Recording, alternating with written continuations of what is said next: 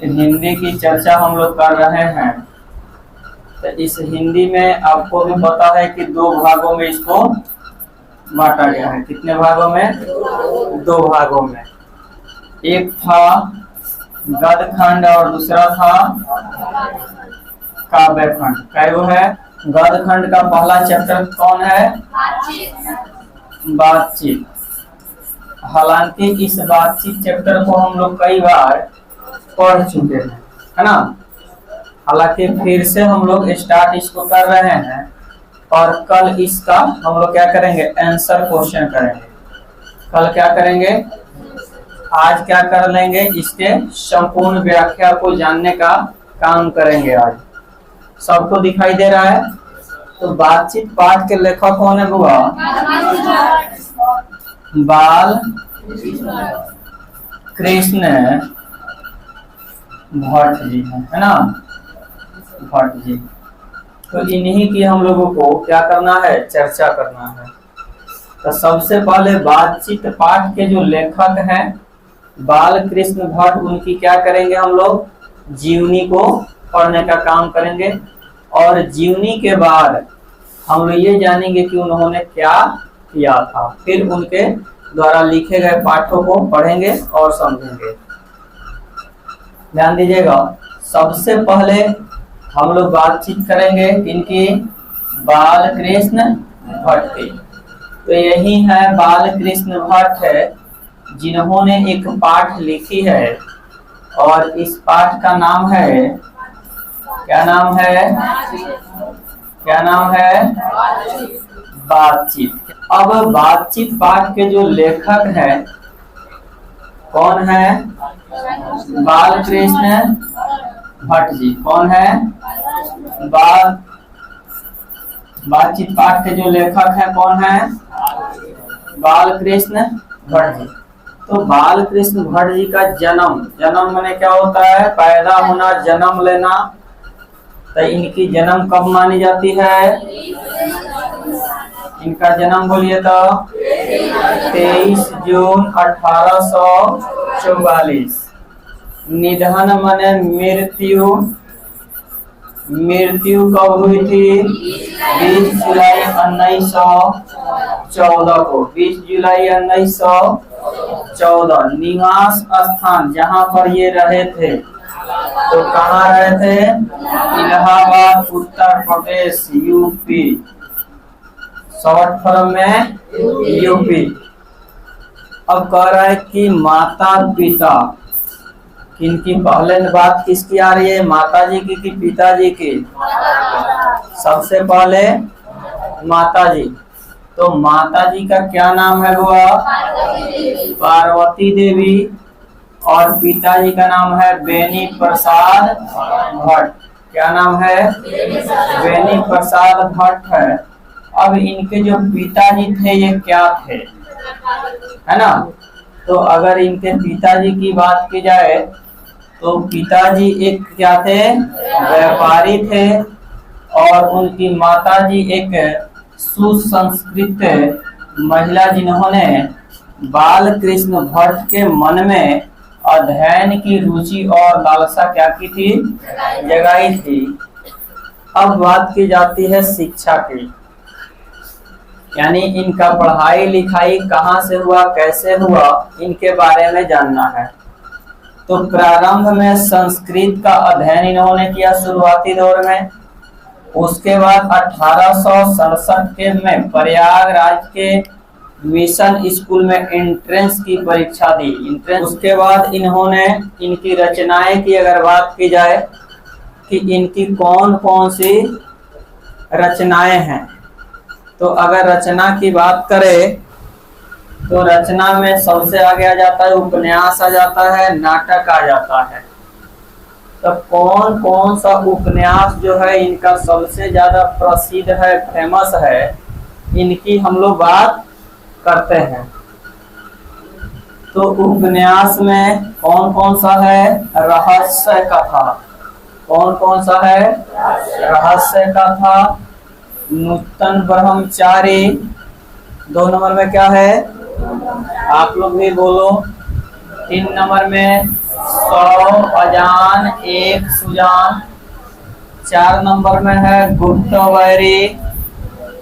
5 number में है रसातल यात्रा। 5 नंबर में उचित दक्षिणा। 6 नंबर में हमारी घड़ी। 7 नंबर में सद्भाव का अभाव। ये इनके द्वारा लिखा गया क्या है, उपन्यास है। इसको याद रखना है, आपके एग्जाम में दे देगा कि 100 अजान और 1 सुजान यह कृति किनके द्वारा रचित है, और 4-5 ऑप्शन दे देगा। तो अतः आपको इसको याद करना होगा। अब बात आती है नाटक की, ड्रामा की। तो इन्होंने कौन कौन सा जो है नाटक लिखा है। 1 नंबर में है पद्मावती। 2 नंबर में है किरातार्जुनीय अर्जुनीय। 3 नंबर में है बेनी संहार, नहीं बोल रहा है सब। 4 नंबर में शिशुपाल वध। 5 नंबर में नल दमयंती या दमयंती स्वयंवर।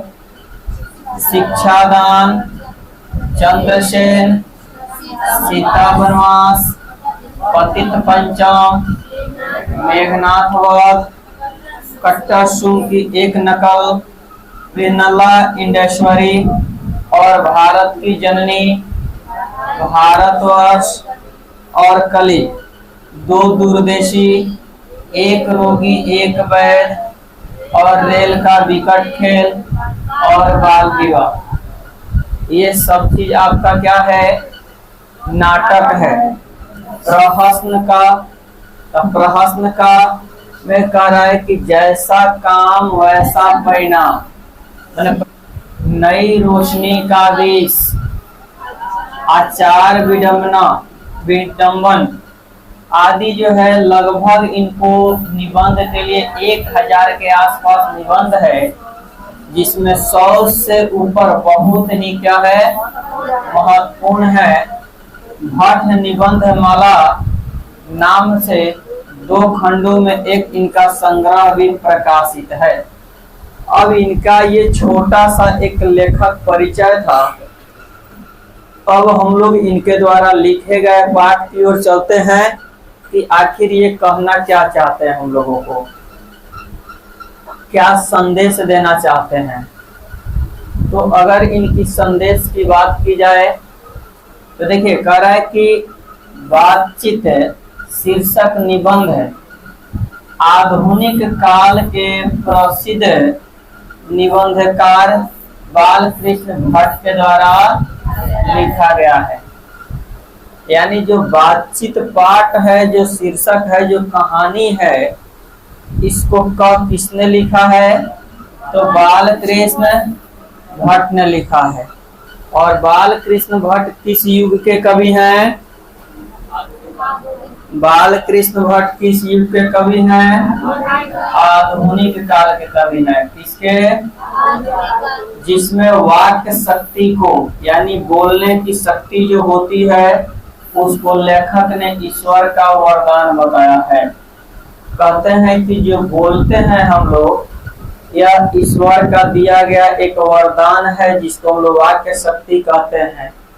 और इन्हीं वाक्य शक्ति के ऊपर लेखक इस पूरे पाठ में सबसे ज्यादा चर्चा किए हैं कि सच में बातचीत जो है ना, सच में एक महत्वपूर्ण चीज है। इसलिए क्योंकि लोग कहता है ना कि बात ही जो है भात खिलाता है, या बातें का खिलाता है, लात भी खिलाता है। तो किससे कब कहाँ कैसे बात करना चाहिए, है ना। अब घर में आग लगा हुआ जाए, कहिए पापा मोबाइल खरीद दीजिए ना, तो लात खाइएगा कि भात खाइएगा, तो ये तो तरीका, ये तो हुनर होना चाहिए ना, जब कब कहाँ क्या बोलना है कि नहीं है। तो ये बातचीत करना ही बहुत बड़ा एक कला है, और इसी से मनुष्य का साक्षात्कार होता है, बातचीत से, कि आप किस लेवल के हैं, क्या बोलते हैं, कैसे बोलते हैं, कैसे अपने बातों को रखते हैं। बाल कृष्ण भट्ट जी कहते हैं कि वाक्य शक्ति अगर मनुष्य में न होती तो न जाने इस गूंगी सृष्टि यानी दुनिया का क्या हाल होता। ये कल्पना कर रहे हैं, बाल कृष्ण भट्ट सोच रहे हैं कि अगर हो सकता है कि अगर बोलने की शक्ति न हो, जैसे नहीं संभव नहीं है, सब कुछ बोलता है, लेकिन ये थोड़ी देर के लिए कल्पना करके देखे हैं। जैसे मान लेते हैं अभी जो है बहुत हम लोगों को क्या हो रहा है, गर्मी हो रहा है ना।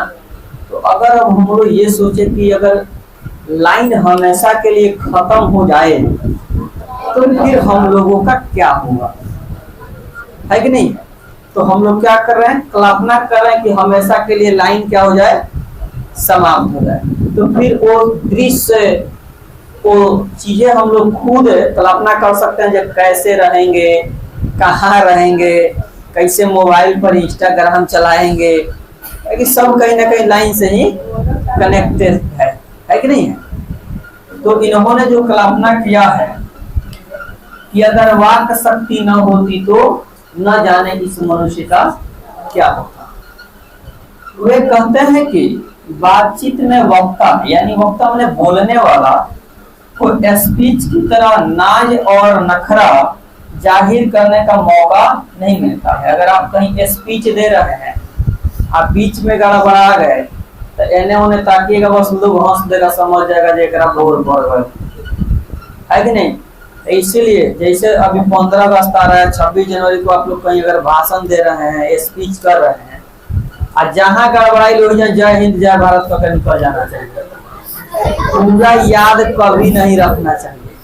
अगर मान लेते हैं बीच में आप इंग्लिश में स्पीच याद किए हैं, हिंदी में भाषण याद किए हैं, आप बीच में भूल गए, तो अब सोचिएगा वो कहाँ से भूल पड़ा है। रुको, अब लगेगा इधर उधर करने, तो समझिए आपका स्पीच क्या हो गया, खत्म।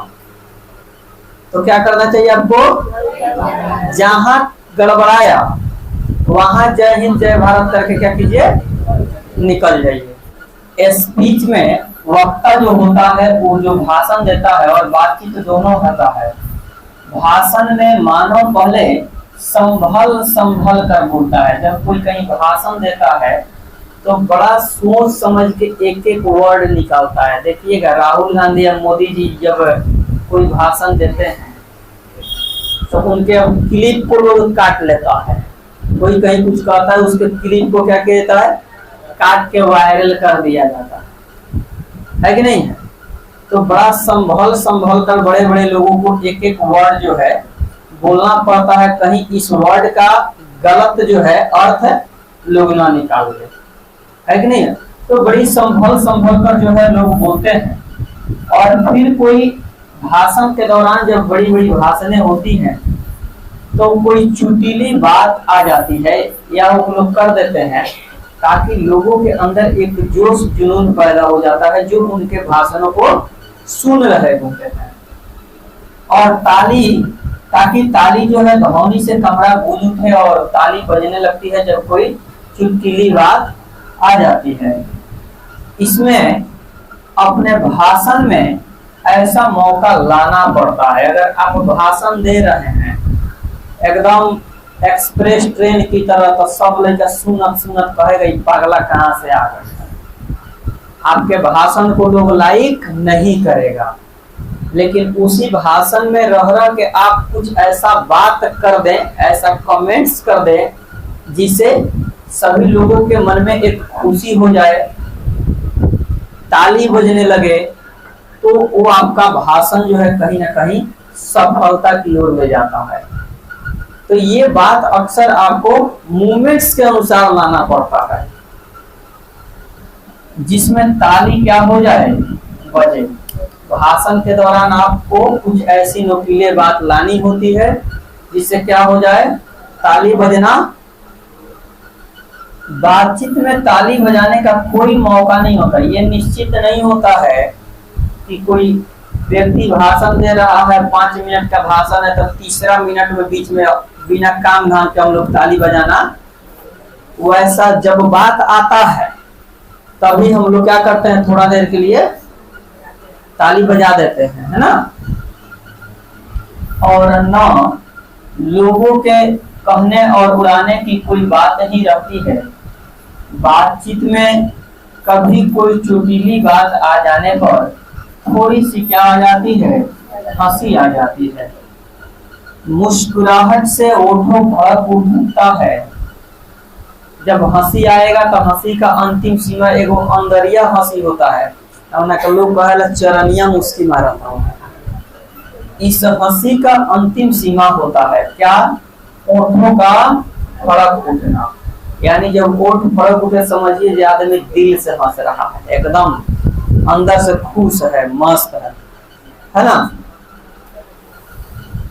कह रहे हैं कि स्पीच का उद्देश्य सुनने वालों के मन में जोश उत्साह पैदा करना होता है। स्पीच का मतलब क्या होता है, जो आपकी बातों को सुन रहा है उसके अंदर एक जोश जुनून आप पैदा कर दे। बातचीत मन बहलाने का एक तरीका होता है। अगर बातचीत ना करे तो आपका मन नहीं बहलता है, आप एकदम जो है, हाँ तो ये नहीं कि क्लास में बात करना आप लोग शुरू कर दे। वे कहते हैं कि जैसे आदमी को जिंदगी मजेदार बनाने के लिए क्या होना चाहिए, भर पेट मोमो खाना चाहिए, गोलगप्पा खाना चाहिए, स्प्राइट पीना चाहिए ना। खाना पीना, चलना फिरना इत्यादि की जरूरत होती है। हम लोग को जिंदगी में क्या चाहिए, अगर मान लेते हैं सब कुछ मिल जाए, आना जाना, खूब इतना पैसा मिल जाए, आपको पैसा पर सुता दिया जाए और सब कुछ खाने को मना कर दिया जाए जो आपका मन चाहता है, कि न घूमने से आपको वंचित कर दिया जाए, तो क्या वह जिंदगी बेहतर होगी? नहीं हो सकती। तो जिंदगी को मजेदार बनाने के लिए घूमना भी जरूरी है ना। खाना पीना ऐश थोड़ा सा कर लेना क्या है ना, तो जिंदगी मजा में नहीं जाएगा, सजा में चला जाएगा। वैसे ही बातचीत भी अति आवश्यक है। बातचीत भी करना हम लोग को क्या है, आवश्यक है। इसमें मन क्या हो जाता है, हल्का और स्वच्छ हो जाता है। अगर आपके मन में कोनो बात है, किसी से नहीं बात कीजिएगा, नहीं कहिएगा, तब तक आपके मन जो है ना हल्का नहीं होगा। तथा अति आनंद प्राप्त होता है जब हम लोग किसी से बात करते हैं। गंदगी तथा धुआं जो है दिल में जमा रहता है किसी बात को लेकर, वह भाव बनकर उड़ जाता है। कब? जब हम अपनी बातें किसी दूसरे से कह देते हैं तब। लेखक कहते हैं कि जिनको बातचीत करने की आदत लग जाती है वह खाना पीना भी छोड़ देते हैं। कौन छोड़ देता है? सब्जी कौन है जब बतियला के चक्कर में खाना पीना सब कुछ छोड़ देता है। कौनो ना है, बहुत अच्छा लड़का सब है ना। लेकिन बातचीत का मजा नहीं खोना चाहता। अच्छा बात बताओ बुआ, कौन अगर मोबाइल में लागल हो वो वीडियो को आ वही में कौन कहे चल खा ले, तो खाई जरूरी रहला कि मोबाइल पर बतियाई जरूरी है कि नहीं? तो पहले हम लोग उस चीज को सोचते जाए, बाद में खाएंगे है कि नहीं। पहले भर पेट बतिया लेते हैं, उसके बाद फिर जाके हाँ। वे कहते हैं कि मनुष्य की वाक शक्ति, बातें नहीं कीजिए, तो वे कहते हैं कि मनुष्य की जो वाक शक्ति होती है उसमें लुभा देने की ताकत। सबसे मेन सबसे इम्पोर्टेंट बात यह, सबसे इम्पोर्टेंट बात यही है कि आप किसी से अगर बात करते हैं तो किस बिहेव से बात करते हैं। क्या वो व्यक्ति आपसे इम्प्रेस हो रहा है कि नहीं हो रहा है? आपके बातों में वो ताकत है कि नहीं कि अगले वाले को क्या करे, इम्प्रेस कर दें। कितनों गलती कैले रहे एकदम प्यार से बाबू, है ना। एक बार प्यार से अगर बाबू बोले तो आपके गलतियों को क्षमा कर दे, ऐसा आप में ताकत होनी चाहिए। अगर ऐसा ताकत नहीं है तो इसका मतलब है कि हमारे अंदर बोलने की कला, तरीका नहीं है। बात समझ रहे हैं। तो सबसे इम्पोर्टेंट ये है कि वाक शक्ति यानी बोलने का जो तरीका है उसमें लुभा देने की ताकत होनी चाहिए, ना तो बनलो काम। हाँ, अब जिसके अंदर यह ताकत होती है ना, तो लोग ना कहता है जे एक फलवा बड़ा अच्छा आदमी, ओकरा के लिए चलो, ओकर आदमी बात मान ले। तो काहे बात मान लेगा? क्योंकि उस व्यक्ति के अंदर जो बोलने की शक्ति है ना, वो अजीब है, अलग है। उसके अंदर वो शक्ति है कि वो अपने बातों से किसी को इम्प्रेस कर देगा, अपने बातों के मन में लुभा लेगा, अपनी बातों से उसको अपनी ओर क्या कर सकता है, आकर्षित कर सकता है, खींच सकता है। तो यही सबसे, अब एकदम कोई भी काम करना है, कैसे करना है? प्यार से करना है। कैसे करना है? हाँ, जितना प्यार हो सके उतना कर सकते हैं। लुभा देने की ताकत होती है इसमें। बेन जॉनसन कहते हैं कि बोलने से ही मनुष्य के रूप का साक्षात्कार होता है। किसने कहा कि बोलने से मनुष्य का साक्षात्कार होता है? Ben Jonson. अगर आदमी नहीं बोले तो कितना बड़ा खतरनाक है इस बात का पता नहीं चलता है। लेखक ने बातचीत के प्रकार को भी बताया है। लेखक कहते हैं कि बातचीत का भी तरीका होता है। बातचीत की सीमा शुरू कहाँ से होती है? कई आदमी में बातचीत शुरू हो जाता है?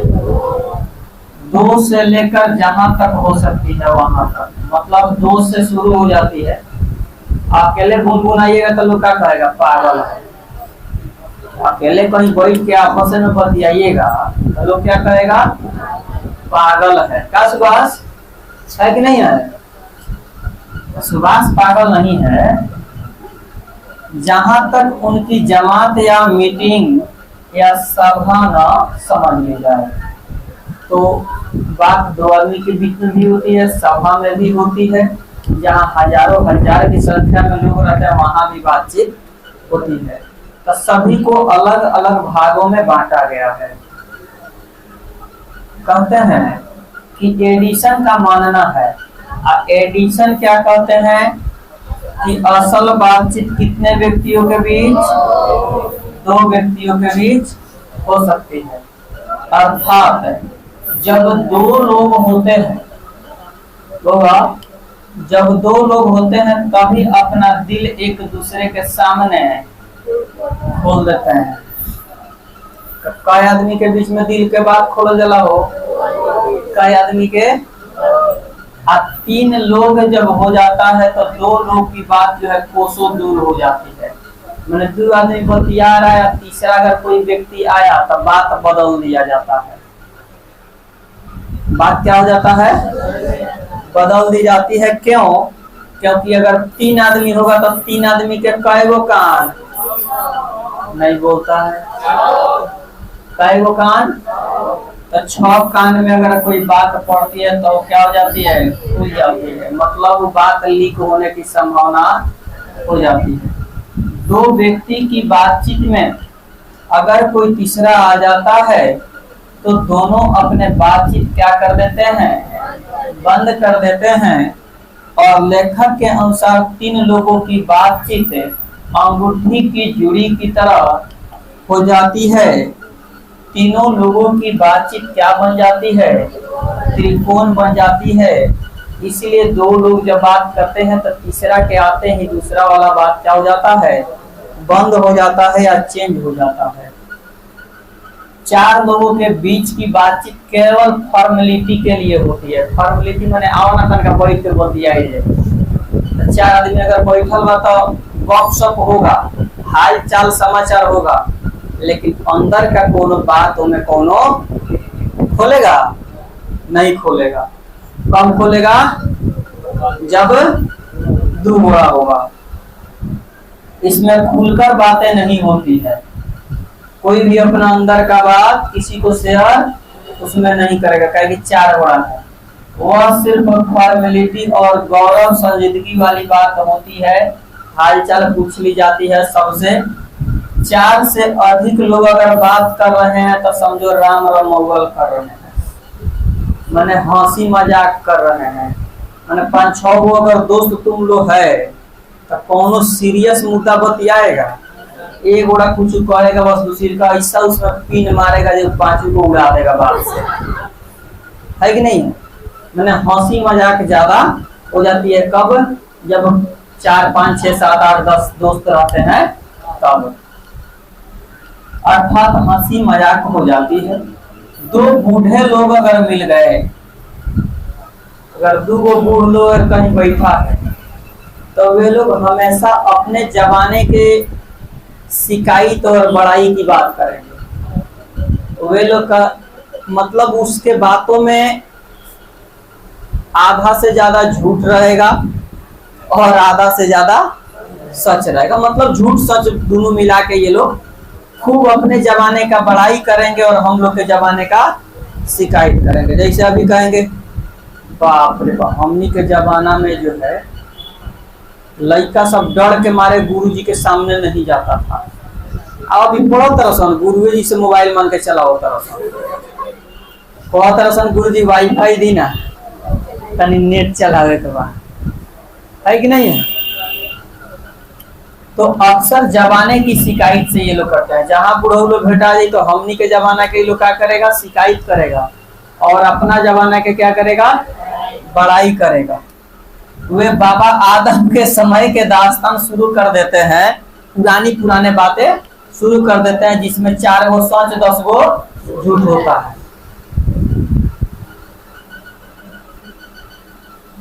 एक बार जब उनके बातचीत का घोड़ा छूट जाए तो काम धाम तो बुढ़ऊ लोग को होता नहीं है कि नहीं? खा लेना है, पुरानका जमाना के बाद ढीलना शुरू कर देना है, बस दूर लपेटने वाला चाहिए, है ना? छूट जाने पर पहरों बीत जाते हैं और अंत इन लोगों के बातों का नहीं होता है। लेखक कहते हैं कि अगर 2 सहेलियां मिल जाए, है कि नहीं, तो उनके बातचीत का जायका बड़ा निराला होता है। भाग्य से ही 2 सहेलियों के बातचीत के बीच का बात जो है सुनने को मिलता है और इनकी बातचीत जो है रस भरा बातचीत होता है। 2 सहेलियों की बातचीत कौन सी होती है? रस भरा बातचीत होती है। और 2 अगर बुढ़िया लोग मिल गया तो बहू बेटी वाली बात करेंगे। तो बहू बेटी वाली बात में क्या करेंगे? देखिए, अगर 2 बूढ़े लोग अगर बैठ गया तो वे लोग अक्सर यही बात करता है कि हमार बेटी जहाँ गई बिया ना वो घर के स्वर्ग बना दे। क्या बना दे बिया? आई जब से पतोहिया आयल बिया तब से घर के हमरा खा चबा के बैठ गई बिया, है कि नहीं है? तो सब कोई अपना बेटी का क्या करता है? बड़ाई करता है, लेकिन अपने बहू का शिकायत करता है। अधिकतर लोगों को आप यही चीज देखते होइएगा। तो अगर सबकी बेटियां अच्छी हैं तो बेटियां ही तो किसी की बहू होती है।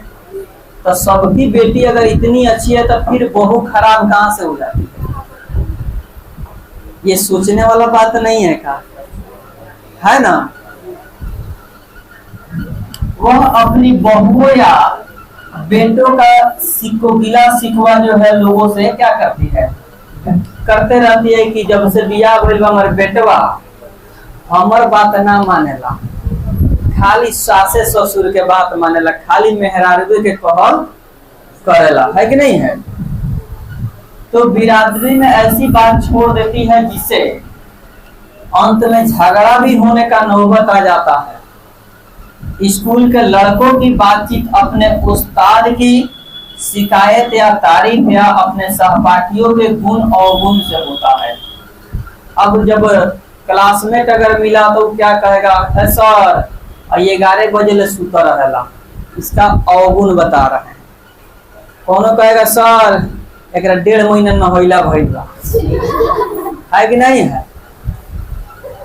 तो ये क्या बता रहे हैं, गुण अवगुण हम लोग अपने मित्र का, दोस्त का बताते हैं, शेयर करते हैं।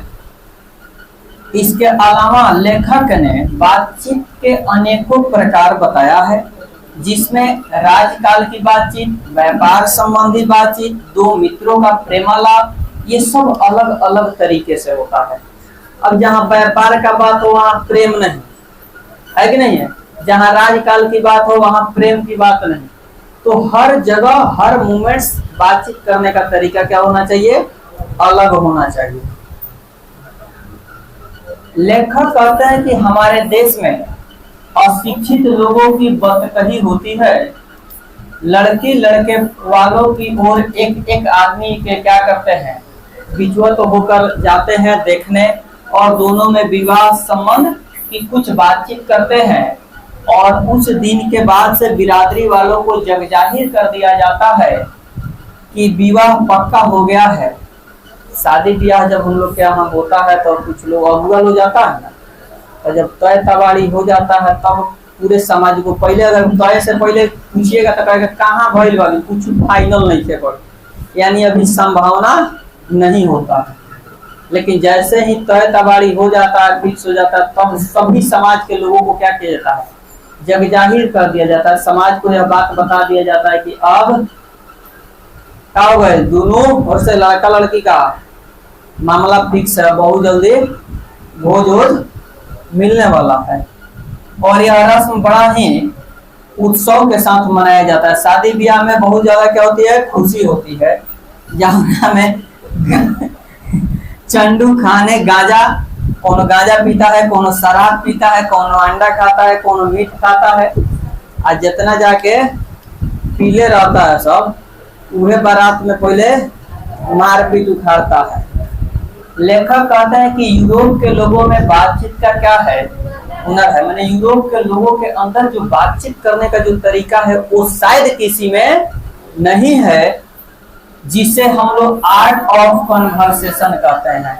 तो बातचीत करने का तरीका किस लोगों के पास है, यूरोप के लोगों के पास, उसको क्या कहते हैं, आर्ट ऑफ कन्वर्सेशन कहते हैं। इसे प्रसंग को, उनके कान को अत्यंत सुख मिलता है। जब लेखक कहते हैं कि यूरोप के लोगों की जब बातचीत हम लोग सुनते हैं तो मन को बड़ा सुकून मिलता है। क्या मिलता है, वो बड़ा ही सुकून मिलता है, अत्यंत सुख मिलता है। कब किसी के बातों को सुनते हैं तब। इसे ही सुखद सुहृदय गोष्ठी भी कहते हैं, जब हमारे आत्मा को, दिल को क्या मिले, बड़ा ही सुख मिले, आनंद मिले। अगर कोई बात कर रहा है, अगर कोई प्रेम से बतिया रहा है तो कितना अच्छा लगता है। काए काए करेगा तो 25 वर्ष के से ऊपर के उम्र वालों की बातचीत में गौरव और अनुभव पाया जाता है।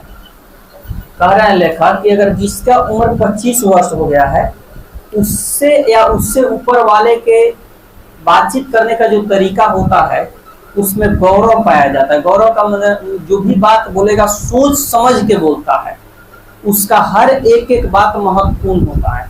अब बाकी नीचे वाला सबका कोनो बात का वैल्यू नहीं होता है, उसमें उसके बात में गौरव नहीं होता है। लेकिन इससे कम उम्र के लोगों में बातचीत का गौरव नहीं होता है, पर मिठास 10 गुनी बढ़ जाती है। अंततः बालकृष्ण भट्ट कहते हैं कि हमें अपने अंदर ऐसी शक्ति पैदा करनी चाहिए जिससे हम अपने आप से बात कर लें, और बातचीत का यही उत्तम तरीका है। तो थैंक यू। और इस चैप्टर की समाप्ति होती है बातचीत का। कल आप लोग का ऑब्जेक्टिव और सब्जेक्टिव दोनों फाइनल करा लेंगे, कोई दिक्कत, पढ़ के आइएगा। और इस चैप्टर से कितना ऑब्जेक्टिव बनाइएगा, 50 ऑब्जेक्टिव बना के लाइएगा। तब 50 ऑब्जेक्टिव